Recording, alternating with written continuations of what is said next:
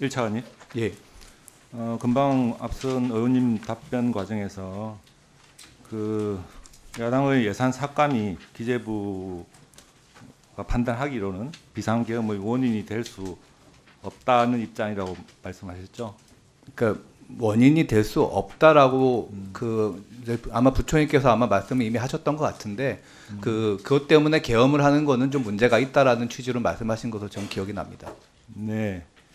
그래서 일단 예산 삭감 조치는 사실은 정상적인 상황은 아니었습니다. 그거에 대해서 계엄의 원인이 될 수 있느냐 없느냐의 그 판단은 사실은 국정 최고 통치자 입장에서 보는 거하고 지금 기재부 입장에서 보는 거하고 저는 다르다 생각을 하고 그거를 기재부가 원인이 될 수 없다 이런 입장을 내는 건 저는 좀 맞지 않다.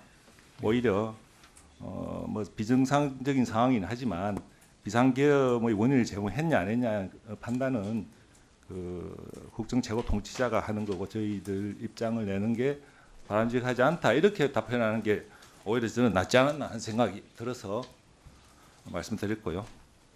질의에 들어가겠습니다. 최근 이제 경제가 어렵습니다. 여러 가지 민생 회복이라든지 내수 침체 극복을 위해서 추경 논의가 작년 말부터 있었더니 최근에는 굉장히 뭐 기정사실화되는 그런 분위기입니다. 저는 이처럼 당연시되고 있는 추경 논의에 대해서 현재 재정 상황을 감안하면 저는 상당히 추경 논의는 신중해야 된다는 입장을 가지고 있고요. 그럴 여력이 있는지 다른 부작용이 없는지 오늘 한번 챙겨보겠습니다. 먼저 추경 사유에 해당되는지부터 보겠습니다.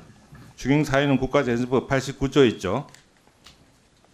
화면 보시면 결국은 이 사유 중에 들 수 있는 게 경기 침체에 해당되느냐 하는 해석 문제라고 봅니다만 경기 침체에 해당되는지에 대한 판단 기준에 대해서 이차관님 한 말씀해 주시죠.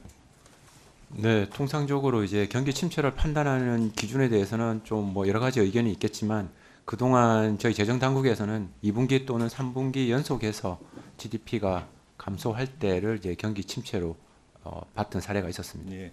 그 기준에 보면 사실은 경제가 힘들긴 하지만 숫자는 그렇게 해당되지는 않습니다. KDI도 1.6% 성장률은 추경 요건에 부합하지 않는다는 그런 의견도 내고 있고요.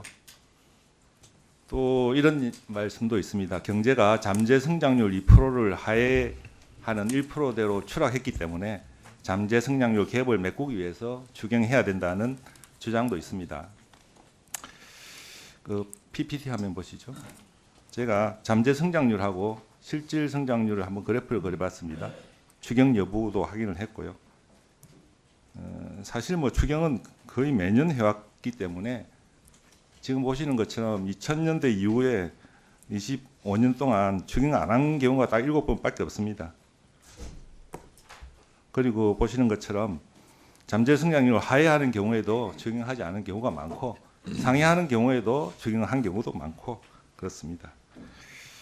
아시는 것처럼 뭐 기존 정부에서 여러 가지 그 핑계라 그럴까요? 명분으로 추경을 해왔습니다. 김대중 정부의 5번, 노무현 정부 4번, 이명박 정부 2번, 박근혜 정부 3번, 문재인 정부는 무려 10번 했죠.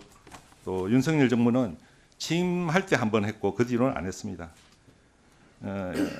제가 말씀드린 것처럼 법적 요건으로 보면 추경 사유는 안 됩니다만 뭐 지금까지 기존에 했던 것처럼 꼭 못할 건 아닙니다. 문제가 중요한 거는 재원 여력이겠죠. 추경 재원에 대해서 한번 살펴보겠습니다. 다음 PPT 하면요. 제가 봤더니 한은에서 추가 잉여금으로 챙길 수 있는 게 한 3천억 정도 있는 것 같고 일반하게 세계 잉여금 작년에 세수 부족 때문에 거의 없었죠. 추경으로 가져올 수 있는 게 한 천억 정도 됩니다. 결국 4천억 정도만 실제 가용 재원이고 나머지는 전부 추가 국채 발행해야 되는 상황이라고 생각이 됩니다. 실제 추경을 하게 되면 또 세입 경정 문제도 대두되기 때문에 그것까지 감안하면 엄청난 국채 추가 발행 부담이 있을 것 같은데요. 문제는 우리나라 재정 상황입니다. 차관님, 우리나라 재정 상황이 지금 민주당이 엊그제 제안한 것처럼 35조 원 추경할 여유가 있습니까? 이 차관님.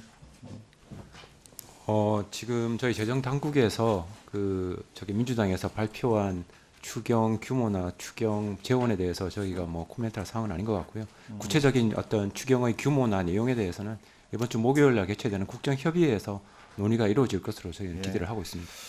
이제 추경을 해서 여러 뭐 돈을 좀 풀어서 어려운 사람들 도와주는 건 좋습니다만 국민들한테 재정 상황을 정확하게 알리는 게 중요하다 저는 생각을 합니다. 현재 부채 비율은 OECD 평균보다는 낮습니다. 하지만 비기축 통화 중에서는 굉장히 최상위권입니다.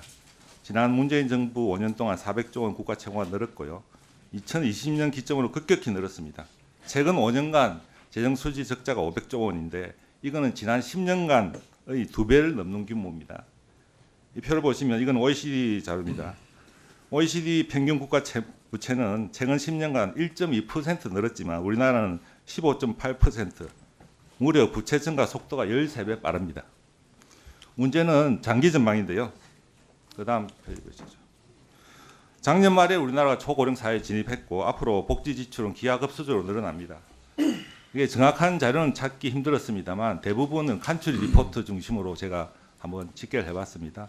현재 수준에서 저희 한국은 D2 기준으로 56.6%입니다. GDP 중간 정도 있는데 2060년경으로 가시면 다른 나라들은 60, 70, 80% 수준에 머물지만 저희 나라는 154%입니다. 거의 미국하고 유사해지는 수준이기 때문에 저희들이 지금 재정 관리에 대해서 굉장히 긴장을 해야 되는 시점이다. 이렇게 생각을 되고 추경을 하게 되면 국가 채무가 1,300조 넘고 적자 재정이 100조입니다. 100조 원대에 늘어갑니다. 물론 힘들기는 합니다만 이 정도 위기에 1년에 100조 빚을 늘리는 것은 저는 전혀 지속 가능하지 않다고 생각이 됩니다. 어떻게 생각하십니까? 이 차관님? 뭐 저희가 지금 추경을 할지 안 할지 여부와 추경 규모가 정해지지 않는 상황 하에서 뭐 저희가 가정해서 답변 드리기는 좀 어려울 것 같습니다. 예, 수고하셨습니다.